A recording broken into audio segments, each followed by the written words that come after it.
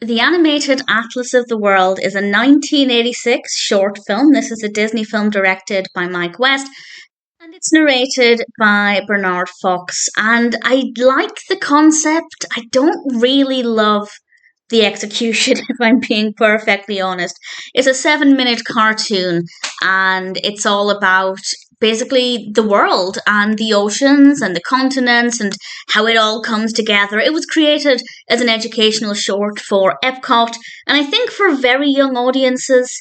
Actually, I don't know. I was going to say for very young audiences it could be interesting, but I feel like it's very dry, very slow. The information is delivered largely through the dialogue, which is not a bad thing, but I feel like the visuals are not that interesting. The animation style is fine. I don't love the style of the character on screen, but I just feel like visually it's not that engaging, and maybe for older viewers, listening to it might be interesting with regards to the facts it's sharing, but for young viewers, I feel like the animation is the more interesting thing, and the animation just isn't visually that exciting. I don't know how much they'd take away from this.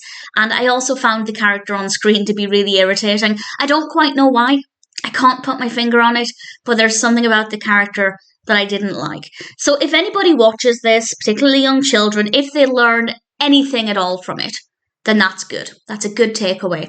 But in terms of being entertaining, I don't think it is. And if something's not entertaining, it's going to be harder, particularly for young children, to pay full attention and obviously hopefully get something out of it. So I don't think it's very good.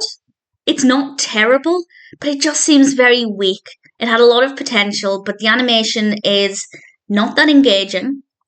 And to listen to it is fine, but I don't think it's that interesting to listen to for younger children. I don't think there's enough there if the animation's boring for them to just listen to it. So if anybody watches it and takes anything away, they learn anything, then that's great.